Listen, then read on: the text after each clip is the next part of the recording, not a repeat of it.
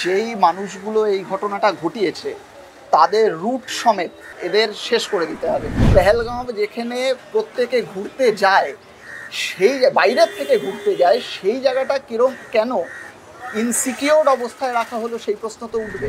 Flight ভাড়া কেন 1,00,000 টাকা হবে? কেন সরকার নিজে ইনিশিয়েটিভ নিয়ে প্রত্যেকটা ট্যুরিস্টকে বাড়ি ফিরে আনানোর কাজ করবে না? আজকে যদি নোটবন্দি হয় তাহলে সমস্ত কালাধান ভারতবর্ষে ফেরত আসবে। আসেনি তো, বলেছিল তো 370 যদি উঠে যায় তাহলে নাকি কাশ্মীর সন্ত্রাস মুক্ত হবে, হয়নি তো। সরকারের এই যে কমিটমেন্ট ফেলিওর, এর দায় কে নেবে? কিন্তু আমরা আবারও বলছি, এই সমস্ত কিছুর ঊর্ধ্বে উঠে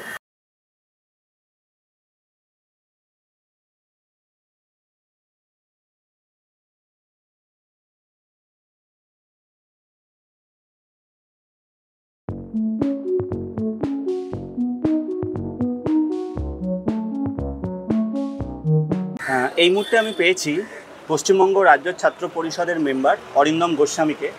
আমি অরিন্দমকে একটু এক প্রশ্ন করব। রিসেন্ট যে ঘটনাটা ঘটেছে কাশ্মীরে, সেই ঘটনাটা গোটা ভারতবাসী আমরা ব্যথিত, তার সাথে সাথে আমরা ক্ষুব্ধও বটে এবং দুঃখিত। আমি তোমাকে যে প্রশ্নটা করব সেটা হচ্ছে, পুরো বিষয়টাকে তুমি কিভাবে দেখছো যদি একটু বলো। কাশ্মীরে যেভাবে সাধারণ মানুষ, পর্যটকরা গেলেন এবং তারা সেখানে মারা গেলেন, এবং যেভাবে তাদেরকে ধর্ম জিজ্ঞেস করে স্ত্রীর সামনে স্বামীকে, সন্তানের সামনে তার পিতাকে যেভাবে হত্যা করা হলো, এই পুরো বিষয়টাকে নিয়ে তুমি কি বলবে যদি একটু বলো।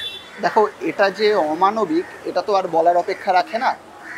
যেই মানুষগুলো এই ঘটনাটা ঘটিয়েছে তাদের রুট সমেত যারা করেছে, যারা এদের করতে প্ররোচনা দিয়েছে, যেখানে এদের ট্রেনিং হয়েছে, সেই পুরো রুটটা সমেত এদের শেষ করে দিতে হবে। এইটা আমাদের দাবি। আর আমি আমার দল, আমার সংগঠনের পক্ষ থেকে বলে রাখি যে আমরা দলীয় পক্ষ থেকে একদম অ্যাবসলিউটলি সেই পরিবারগুলোর সাথে রয়েছি। তাদের যে ক্ষতি হয়েছে, তাদের যে ব্যথা, সেই ব্যথায় আমরা সমব্যথী। আমরা তাদের সেই পরিবারগুলোর পাশে রয়েছি। এমনকি সমস্ত রাজনৈতিক ভেদাভেদ ভুলে গিয়ে আমরা এই পরিস্থিতিতে সরকারেরও পাশে রয়েছি। আমরা সরকারকে আবেদন জানাবো যে সরকার সেই ঘটনার যেন পুনরাবৃত্তি না হয়, সেটার জন্য আমাদের বিরোধী রাজনৈতিক দল হিসেবে কি কর্তব্য সেটাও সরকার আমাদের কাছে স্পষ্ট করুক। আমরা সর্বতভাবে ভারতবর্ষের পাশে, ভারতবর্ষের সরকারের পাশে, ওই পরিবারগুলোর পাশে আছি। অরিন্দম, আমি তোমাকে একটা প্রশ্ন করব, সেটা হচ্ছে যে যেখানেই ঘটনাটা ঘটেছে পেহেলগাম, সেখানে বলা হচ্ছে একটা চেকপোস্ট ছিল, যেটা চেকপোস্টটা পরে আর তুলে দেওয়া হয়েছে কোনো কারণবশত। ওখানে যে জায়গা, যে উঁচুতে সেখান থেকে এই ঘটনাটা ঘটেছে, সেখান থেকে জঙ্গিরা পালিয়ে গেছে। আমি ভারতের ভেতরে কতগুলো ঘটনা আমরা দেখতে পাচ্ছি যে এই মুহূর্তে একটা ধর্মীয় বিভাজনের একটা চরম উত্তেজনা রয়েছে, কিন্তু তার সাথে সাথে কোথাও একটা জিনিস এটাও রয়েছে যেটা আমাদের মনে হচ্ছে, সেটা হচ্ছে যে কোথাও কি ইন্টেলিজেন্স ফেলিয়ার হয়েছে, সেটাও আমাদের একটা মাথার মধ্যে রয়েছে।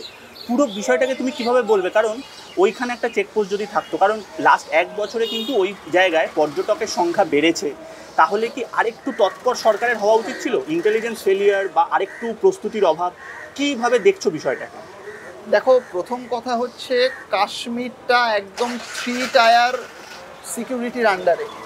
সেই জায়গায় দাঁড়িয়ে এরম ঘটনা ঘটা আশ্চর্যজনক তো বটেই। এর আগে পর্যন্ত আমি কিছু দেখছিলাম, কিছু ভিডিওস দেখছিলাম, কিছু লোকের মন্তব্য শুনছিলাম যে এর আগে সেনাদের ওপর হামলা হয়েছে, অনেক রকম ঘটনা ঘটেছে যেগুলো প্রত্যেকটা ভীষণ যন্ত্রণার। কিন্তু ট্যুরিস্টদের ওপর এই ঘটনা, এটা কিন্তু নতুন। আজকে কেন পেহেলগাঁও যেখানে প্রত্যেকে ঘুরতে যায়, সেই বাইরের থেকে ঘুরতে যায়, সেই জায়গাটা কেন ইনসিকিউরড অবস্থায় রাখা হলো সেই প্রশ্ন তো উঠবে। আজকে আমি জানি না এটার সত্যতা কতটা। একজনের ফেসবুকে কমেন্ট দেখছিলাম, তিনি বলছেন যে আমি কাশ্মীর থেকে ঘুরে এসেছি বলে আমি জানি যে rest of the Kashmir 20 metre অন্তর অন্তর সেনা রয়েছে, কিন্তু পেহেলগাঁও এমন একটা জায়গা যেখানে কোনো সেনা ছাউনি নেই, যেখানে কোনো সিকিউরিটি নেই। কেন হবে? যেই জায়গাটা প্রত্যেকটা ট্যুরিস্ট একবার হলেও যান, যারা কাশ্মীর ঘুরতে যান, সেই জায়গাটা এরমভাবে ইনসিকিউরড অবস্থায় থাকবে কেন? এই প্রশ্ন তো আমাদের সরকারের কাছে থাকবে। তার পাশাপাশি এই প্রশ্নও থাকবে যে দেখো, এইটাকে অনেকে বলতে পারে যে এটা রাজনীতি হচ্ছে। আমরা আবারও বলছি, আমরা প্রত্যেকে রাজনীতির অংশ, কিন্তু এইটা আমরা নেগেটিভ রাজনীতির ফর্মে কেউ নেবেন না প্লিজ। আমরা কনস্ট্রাকটিভ আলোচনা করছি যে এই কাশ্মীর যেখান থেকে এরম একটা ঘটনা ঘটলো, যেখান থেকে আজকে সব ট্যুরিস্টদের তাড়াতাড়ি করে তাদের সেফ জায়গায় নিয়ে আসার দরকার, তাদের বাড়িতে পৌঁছে দেওয়া দরকার, সেই জায়গায় ফ্লাইট ভাড়া কেন 1 লাখ টাকা হবে? কেন সরকার নিজে ইনিশিয়েটিভ নিয়ে প্রত্যেকটা ট্যুরিস্টকে বাড়ি ফিরে আনানোর কাজ করবে না? কেন সেই জায়গায় সেনা ছাউনি থাকবে না? কেন এত মানে এরম একটা ঘটনা ঘটে গেল? আর কাশ্মীর সত্যিই তো মানে হাই পোটেনশিয়াল জায়গা একটা টেররিস্ট অ্যাটাকের, সেই জায়গাটা এরমভাবে যে সিকিউরিটি ব্রিজ সেটাকে নেগলেক্ট কেন করে? সিকিউরিটি ব্রিজ কেন হবে? এই 3 টায়ার সিকিউরড জায়গা, সেখানে যদি এরম ঘটনা ঘটতে পারে তাহলে রেস্ট অফ দ্য ইন্ডিয়ার কি অবস্থা?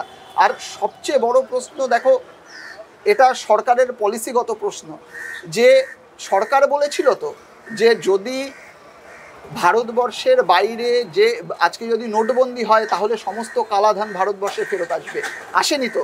বলেছিল তো 370 যদি উঠে যায় তাহলে নাকি কাশ্মীর সন্ত্রাস মুক্ত হবে। হয়নি তো? সরকারের এই যে কমিটমেন্ট ফেলিওর, এর দায় কে নেবে? কিন্তু আমরা আবারও বলছি, এই সমস্ত কিছুর ঊর্ধ্বে উঠে আমরা আজকে ভারতবর্ষের বুকে যারা আক্রান্ত হয়েছেন, আমরা আমাদের দলের পক্ষ থেকে আমরা তাদের পাশে রয়েছি, আমরা সরকারের পাশে রয়েছি, আমরা কাশ্মীরের পাশে রয়েছি। আর তুমি যেটাকে বলছিলে যে একটা বিভেদের জায়গা তৈরি করে দেওয়া হয়েছে, ধর্ম জিজ্ঞেস করে করে গুলি করা হয়েছে, হ্যাঁ এটা সত্যি কথা। আমি আবারও বলছি, যেই ধর্ম, যদি কোনো ধর্ম এই শিক্ষা দেয় যে তোমার ধর্মকে যারা মানে না তাদেরকে হত্যা করতে হবে, তাহলে সেই ধর্ম মানবিক ধর্ম নয়, সেই ধর্ম আসল ধর্ম নয়। কিন্তু তার পাশাপাশি এইটাও আমরা যেটুকু জেনেছি যে ইসলাম ধর্ম এই শিক্ষা দেয় না। আর ইসলাম ধর্ম এই শিক্ষা দেয় না বলেই একজন মুসলিম মানুষ তিনি টেররিস্টদের হাত থেকে বাঁচানোর জন্য বন্দুক কেড়ে নিতে গিয়ে তিনিও কিন্তু খুন হয়েছেন। সে হচ্ছে আসল মানুষ, সে হচ্ছে আসল মানবিক মুখ, সে হচ্ছে আসল ইসলামী। তো আমরা চাই সেই ইসলামকে, সেই ইসলাম যেন কাশ্মীরের বুকে আবার শক্তিশালী হয়, যেই ইসলাম জাতি ধর্ম নির্বিশেষে একটা মানুষকে বাঁচানোর কথা বলে, হত্যার কথা বলে না।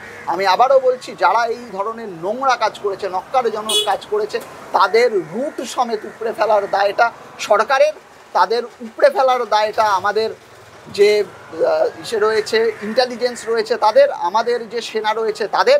এদের প্রত্যেকের যোগ্যতার ওপর আমাদের যথেষ্ট আস্থা রয়েছে এবং তার জন্য আমাদের দলীয়ভাবে যেভাবে পাশে থাকার দরকার আমরা পাশে আছি। Thank you.